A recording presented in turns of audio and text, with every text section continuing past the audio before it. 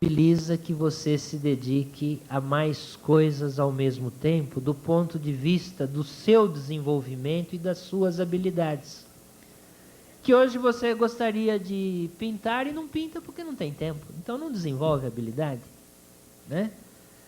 Você gostaria de estar trabalhando com o computador, mas não tem tempo para aprender a trabalhar no computador, né? Então a diversificação da formação é uma tendência que hoje já está presente até em certas exigências do mercado do trabalho. Quer dizer, aquela coisa da especialização está ficando para a máquina. As máquinas são cada vez mais especializadas. As máquinas são cada vez mais habilidosas, né? As máquinas conseguem armazenamentos que o nosso cérebro não consegue.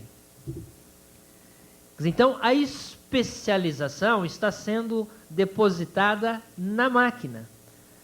O cérebro e o corpo estão ficando livres para desenvolver outras habilidades e habilidades mais amplas do que nós podíamos imaginar, né?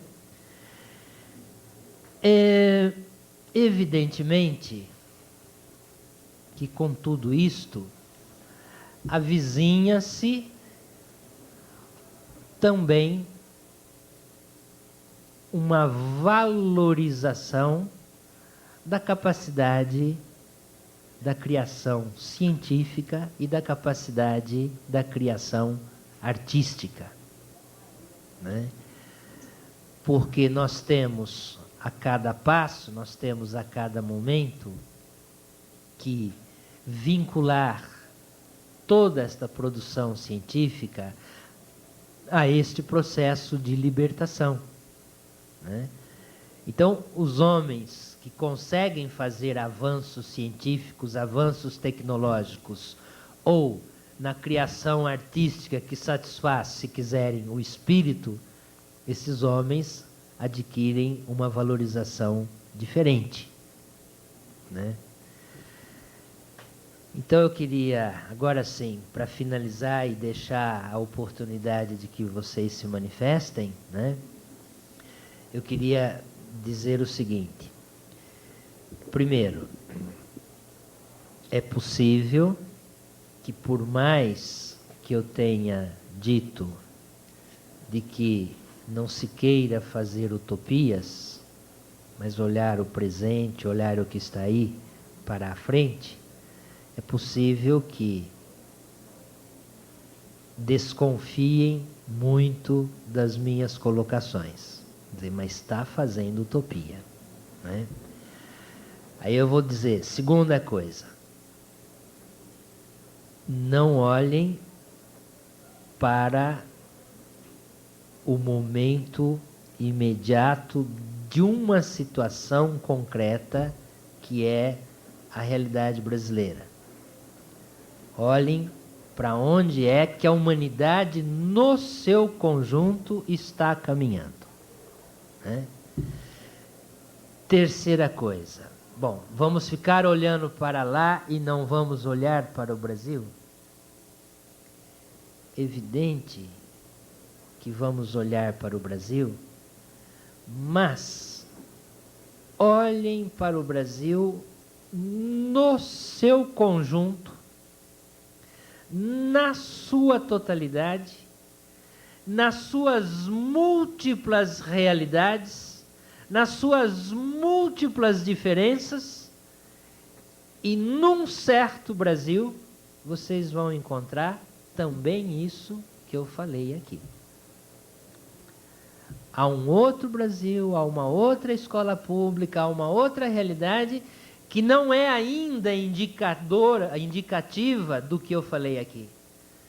Mas há um determinado Brasil, há um determinado número de escolas, há um determinado número de educadores que também já apontam na direção do que eu disse aqui. E o Brasil, como toda e qualquer realidade histórica e social, não vai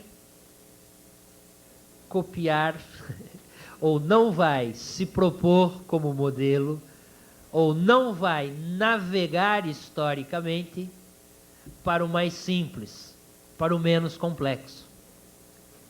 Toda a sociedade incorpora gradativamente as conquistas no sentido da superação das suas limitações. Então, aos trancos e barrancos, com mais ou menos dificuldade, com mais ou menos empenho dos educadores, também é para esta outra realidade que a educação do futuro e o futuro da educação no Brasil caminharão.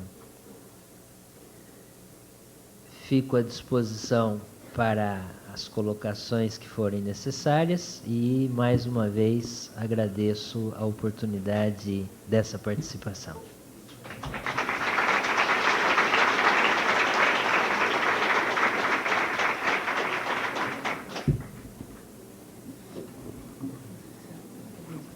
Muito gostosa a palestra, didática. Como disse o professor Sanfelice, a palavra está aberta. Quem quiser se manifestar, fazer alguma colocação, alguma pergunta. Olha, como não há o microfone, pode vir aqui. Se quiser tirar isso aqui.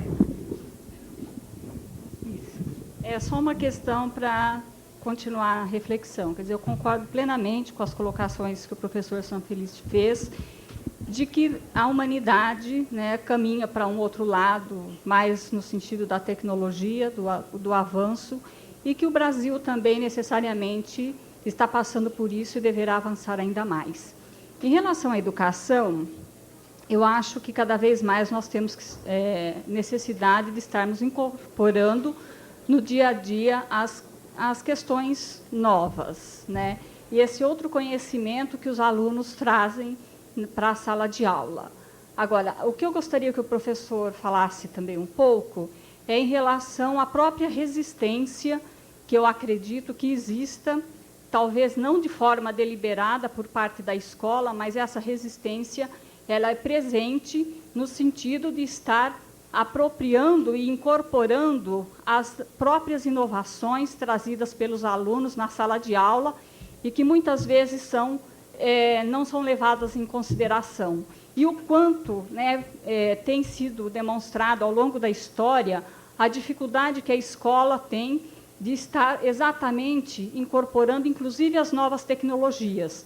Quer dizer, hoje é o computador, mas em outros tempos já tivemos outras tecnologias que também foram, a duras penas, incorporadas pela educação. Então, eu gostaria que você falasse um pouquinho sobre essa questão da resistência, da educação, da escola, em estar incorporando as novas tecnologias no seu dia a dia, aqui no trabalho da escola. Em primeiro lugar, deixa eu fazer uma lembrança que eu acho que é necessária, e é possível que muitos de vocês conheçam aquele autor que se chama Adam Schaff, que tem um livro chamado A Sociedade Informática, que inclusive é coedição da Unesp, né? Com a Brasiliense, se eu não me engano. Então, este autor trabalha de forma bastante elaborada essa temática, né? E toda essa discussão que eu trouxe aqui algumas referências. Então, eu acho que se quiserem fazer uma leitura do Adam Schaff, seria um aprofundamento gradativo dessas questões. A segunda coisa é que, então, me reportando ao próprio texto do Adam Schaff, ele diz assim, olha, começa a ficar sem sentido você defender coisas como a tradição popular. Veja, é provocante isso, hein? Porque nós achamos que temos que defender a tradição popular.